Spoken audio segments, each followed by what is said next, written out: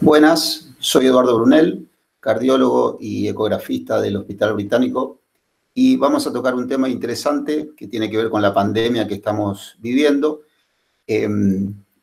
primordialmente por la utilidad que tiene la ecografía en el contexto de lo que es el diagnóstico, el tratamiento y seguimiento de esta enfermedad, del COVID-19.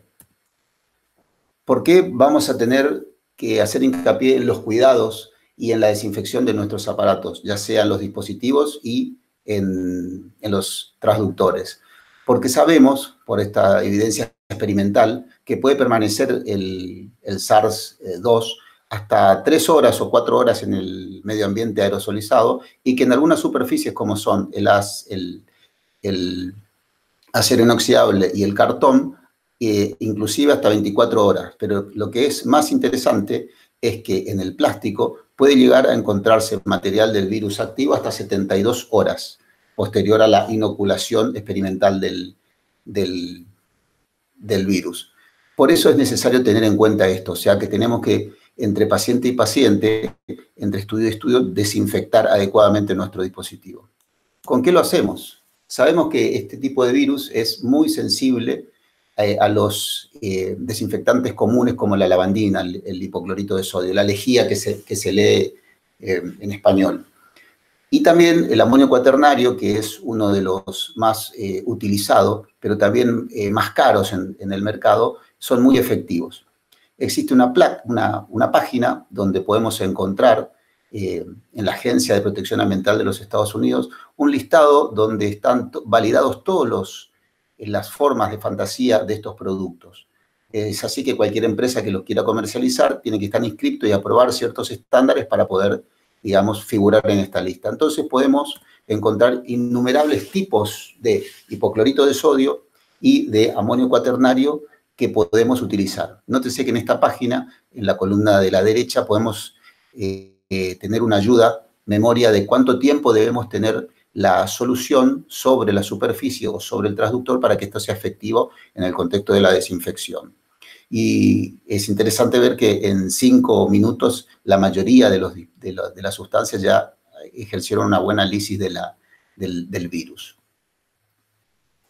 En el Centro de Control de Enfermedades de los Estados Unidos, pero también en distintas sociedades de infectología y sociedades médicas, se han recomendado los distintos pasos en la limpieza de toda la situación de aparatología médica. Y es así que se distinguen 3 pasos bien claros y necesarios de tenerlos en cuenta para la práctica médica. La limpieza, que es sencillamente sacar la suciedad o los restos de gel o secreciones que puedan tener algún tipo de superficie o de material médico, y que esto lo podemos hacer con agua jabonosa de cualquier superficie. Eso es lo interesante. Por supuesto, no arriba de un teclado o de una pantalla táctil, pero sí con agua jabonosa podemos, el resto de las superficies de plástico y de los transductores, podemos limpiarlas adecuadamente. Una vez que se realizó la limpieza, uno tiene que plantearse la desinfección, y para eso hay distintos niveles de desinfección. Los niveles de desinfección tienen que ver con qué son los microorganismos que nosotros queremos combatir o eliminar. Y sabemos que con un nivel de desinfección bajo, con el que se puede hacer con el amonio cuaternario o con la misma lavandina o con el alcohol al 70% o con el peróxido de hidrógeno acelerado, lo podemos hacer sin ningún problema. Entonces, eso es lo importante, tener en cuenta que con elementos accesibles y diarios podemos tener una buena desinfección de nuestros elementos de diagnóstico. En los casos de desinfección de alto nivel o de esterilización, no nos planteamos para esta práctica habitual, la que la hacemos al lado de la cama del paciente o la que se puede hacer en quirófano para hacer una vía central, por ejemplo, o para hacer un monitoreo de lo que es la función pulmonar o la hemodinamia. En este slide, que me parece interesante ponerlo, quiero hacer hincapié en que el Instituto Americano de Ultrasonido Aplicado a la Medicina ha recomendado en esta pandemia, hace un mes, la utilización de fundas cobertoras descartables en todos los casos donde se sospeche o se certifique un caso de COVID-19. Y es así que cualquier procedimiento que se utilice un transductor externo para hacer una ecografía de superficie o un procedimiento que tenga que ver con la colocación de una vía central o un catéter periférico, deben ser utilizados fundas, ¿sí?, descartables. En el caso de no contar con esto, un guante podría ser una excelente barrera para cumplir con esta norma. En el instituto también se ve la recomendación de, luego de utilizar la ecografía, tomando estos recaudos, debemos lavar o remover el gel residual, lavar con agua jabonosa y utilizar los niveles de desinfección de bajo nivel, que son suficientes para esta práctica de ecografía. ¿Cómo lo hacemos? Bien, creo que todos tenemos claro de cómo tenemos que limpiar una superficie, pero también es cierto que hay situaciones que tener en cuenta por el tema específico de la pandemia. Entonces, la Sociedad Española de Radiología Médica, en este comunicado, en este pequeño manual, nos explican varias cosas que tienen que ver con los cuidados generales. Las recomendaciones del Ministerio de Salud se basan en estas. Yo tuve la oportunidad de compararlas y verlas, así que me parece que el sitio del Ministerio de Salud que tiene que ver con esto también es muy útil para consultar. En los cuidados generales se hace hincapié en los equipos de protección personal. ¿Por qué? Porque tenemos que tener colocadas cofia, idealmente, antiparras, barbijo, camisolín y botas. ¿Por qué? Porque vamos a manipular cables y cables de transductor, y eso, cuando uno los está limpiando y recogiendo, puede generar algún tipo de contacto sin querer. Entonces, es bueno tener equipo de protección en la superficie corporal. Otras recomendaciones que parecen de perogrullo, pero son importantes, es la de no rociar directamente con el spray o los líquidos sobre el equipo, teniendo en cuenta los botones, las botoneras, los potenciómetros que algunos equipos tienen, porque no todos son con situaciones de manejo digital, y también el teclado de los equipos. Entonces, eso puede afectar el sistema, digamos, eléctrico o electrónico del equipo. En los traductores tenemos que tratar de evitar la exposición directa al alcohol.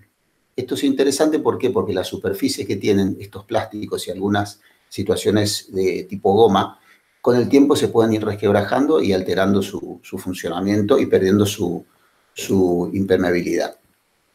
El hipoclorito de sodio, la lavandina, sobre las pantallas táctiles tenemos que tratar de evitarlo porque también acorta su vida útil, y evitar pasar en las superficies de pantallas táctiles o las superficies LCD toallas de papel. Ahí se aconseja los paños de algodón o microfibra, que realmente hace una excelente limpieza y no altera la superficie. La limpieza con agua jabonosa, un jabón neutro o detergentes neutros son los que están recomendados, y evitar que el líquido se filtre en los teclados y los botones, como dije previamente. Y tener en cuenta los tiempos de las soluciones para que sean efectivas como desinfectante.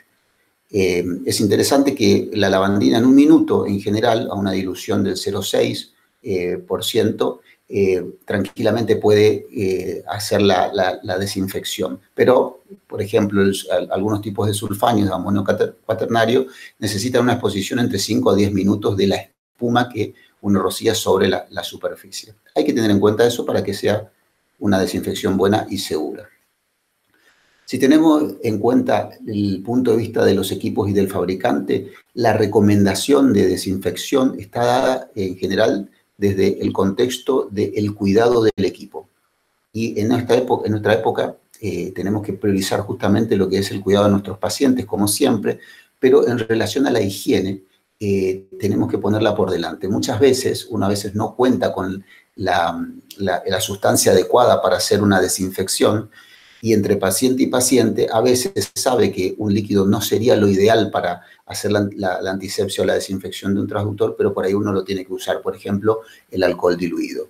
¿Por qué? Porque tiene que priorizar justamente el cuidado del paciente y evitar la transmisibilidad del virus. Entonces, Teniendo en cuenta esto, uno tiene que anticipar y programar la situación de la ecografía, tener los elementos adecuados para su limpieza y desinfección y de esa manera optimizar el rendimiento de los equipos. Una recomendación antes de terminar importante, los ecógrafos muchas veces tienen 2 o 3 transductores. Cuando vamos a entrar a evaluar un paciente o vamos a hacer un procedimiento en un quirófano, habitualmente sabemos qué vamos a utilizar. Entonces, el resto del material que no vamos a utilizar sería bueno desmontarlo y guardarlo adecuadamente para que no entre en contacto de riesgo en su superficie para ser contaminados. Entonces, todos los elementos como son ganchos, colgadores o algunos elementos extras del equipo, sería bueno sacarlos, desmontarlos y entrar con el equipo, con el transductor que va a utilizarse y con un pomo de gel, con muy poco gel, como para utilizar lo que se necesita en esa circunstancia. Como entrar con el equipo pelado, digamos. Y de esa manera uno es, después, cuando haga la limpieza y la desinfección, va a hacerlo en forma más adecuada y rápida y efectiva. También se recomiendan, cuando uno se plantea esto, no solo colocar las fundas las fundas descartables en los transductores, sino también hacerle una protección al teclado con algún elemento que sea impermeable. Eso también se recomienda. Eso depende de cada institución. Uno puede formalizarlo en pedidos y de esa manera tener alguna superficie para poner sobre los teclados y de esa manera disminuir el riesgo de alterar los teclados con los líquidos de desinfección. Con respecto a qué utilizamos. Hoy en día el hipoclorito de sodio, como uno lo puede conseguir en el mercado, con 2 litros de lavandina común y corriente puede llegar a tener un volumen de solución para limpiar de hasta 20 litros. O sea que con 96 pesos tenemos 20 litros de líquido para rociar y hacer antisepsia y desinfección en nuestros aparatos.